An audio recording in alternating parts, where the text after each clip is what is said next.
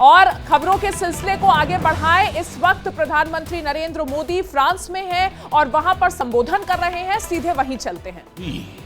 हम सब ने देखा, हमारी नौसेना का जहाज भी फ्रांस के पोर्ट पर मौजूद था, यानी जल, थल, नभ हमारे बढ़ते सहयोग की एक शानदार तस्वीर हमें एक साथ देखने को मिली। कल राष्ट्रपति मैक्रोन ने मुझे फ्रांस के सर्वश्रेष्ठ राष्ट्रीय पुरस्कार से सम्मानित किया। ये सम्मान 140 करोड़ भारतवासियों का सम्मान है। फ्रेंड्स, हम अपनी स्ट्रेटेजिक पार्टनरशिप की 25वीं वर्षगांठ मना रहे हैं।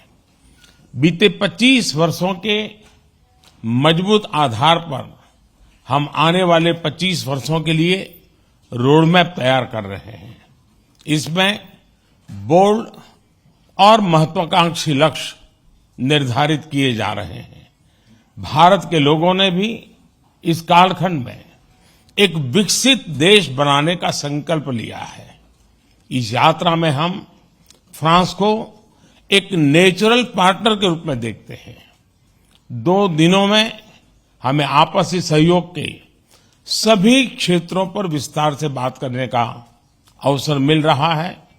आर्थिक संबंधों को और सुदृढ़ करना हमारी साझा प्राथमिकता है। Renewable energy, green hydrogen, artificial intelligence, semiconductors, cyber, digital technology जैसे अनेक क्षेत्रों में सहयोग बढ़ाने के लिए हम नए इनिशिएटिव्स की पहचान कर रहे हैं। भारत के यूपीआई यानी यूनिफाइड पेमेंट्स इंटरफेस को फ्रांस में लॉन्च करने पर समझौता हुआ है। हम दोनों देशों के स्टार्टअप और इनोवेशन इकोसिस्टम को आपस में जोड़ने पर बल दे रहे हैं। समान विचारधारा वाले देशों के साथ मिलकर हमें टेक्नोलॉजी सप्लाई चेन्स के लोकतंत्रीकरण के लिए लगातार काम करना चाहिए। क्लाइमेट चेंज और पर्यावरण सुरक्षा हमारी साझा और मुख्य प्राथमिकता रही है। इस दिशा में हमने पहले ही इंटरनेशनल सोलर अलायंस स्थापित किया था, जो अब एक मूवमेंट बन गया है। अब हम ब्लू इकोनॉमी और ओशन गवर्नेंस के रोड मैप पर तेजी से काम करना चाहते हैं।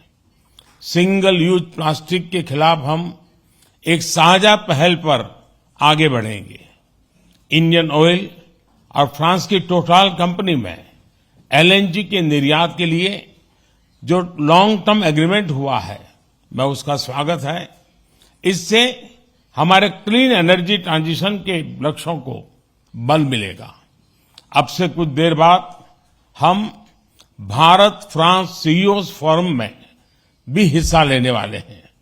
दोनों देशों के बिजनेस प्रतिनिधियों के साथ आर्थिक सहयोग मजबूत करने पर विस्तार से चर्चा होगी। फ्रेंड्स, रक्षा सहयोग हमारे संबंधों का एक मूलभूत स्तंभ रहा है। यह दोनों देशों के बीच गहरे आपसी विश्वास का प्रतीक है। मेक इन इंडिया और आत्मनिर्भर भारत, इसमें फ्रांस एक अहम पार्टनर है। आज हम रक्षा के क्षेत्र में भारत में नई टेक्नोलॉजी के को प्रोडक्शन और को डेवलपमेंट पर बात करेंगे। सबमरीन हो या फिर नौसेना के जहाज, हम चाहते हैं कि मिलकर केवल अपनी ही नहीं, तीसरे मित्र देशों की जरूरतों को भी पूरा करने के लिए हम काम करें।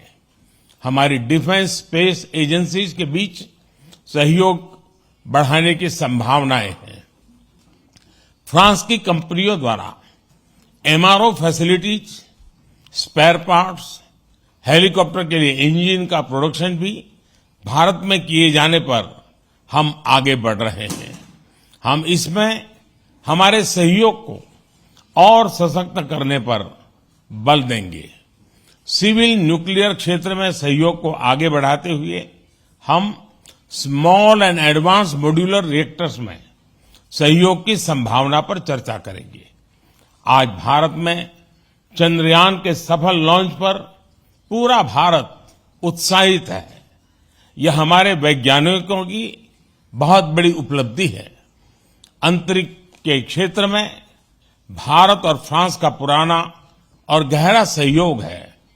हमारी स्पेस एजेंसीज के बीच नए समझौते हुए हैं।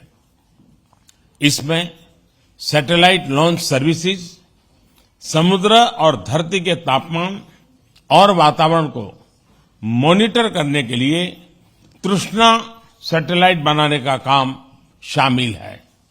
Space based maritime domain awareness जैसे क्षेत्रों में भी हम अपना सहयोग बढ़ा सकते हैं। फ्रेंड्स, भारत और फ्रांस के बीच लंबे समय से गहरे पीपल टू पीपल कांटेक्ट रहे हैं। हमारी आज की चर्चाओं से ये संबंध और मजबूत होंगे।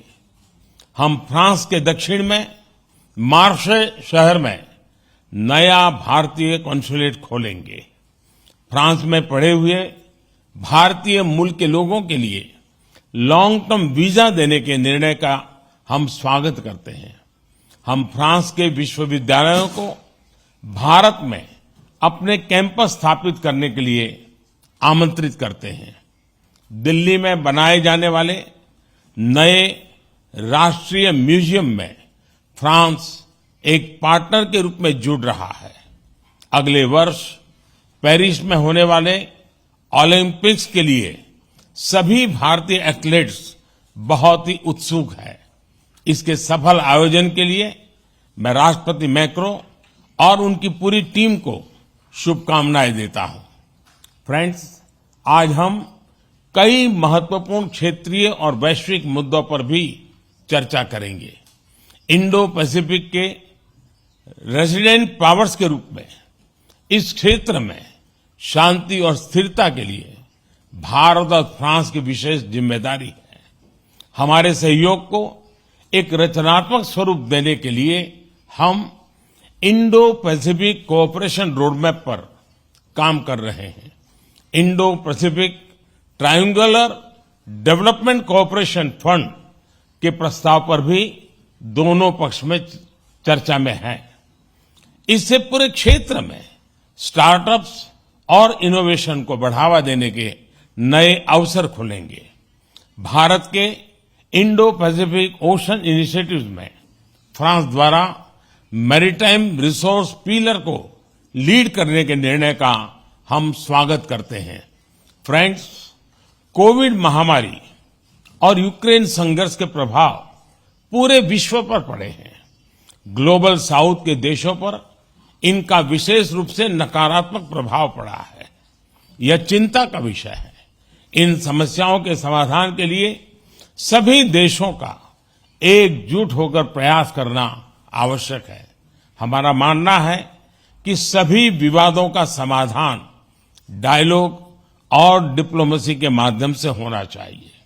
भारत स्थायी शांति की बहाली में योगदान देने के लिए तैयार है।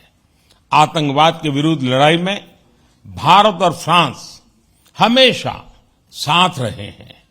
हम मानते हैं कि क्रॉस बॉर्डर टेररिज्म को समाप्त करने के लिए ठोस कार्रवाई की आवश्यकता है। इस दिशा में सहयोग बढ़ाने पर दोनों देश सहमत हैं। राष्ट्रपति मैक्रो इस वर्ष G20 समिट के दौरान आपका भारत में स्वागत करने के लिए मैं और सभी भारतवासी बहुत ही उत्सुक हैं। एक बार फिर आपकी मित्रता और मुझे दिए गए आदर सत्कार के लिए मैं आपका बहुत बहुत धन्यवाद करता हूं।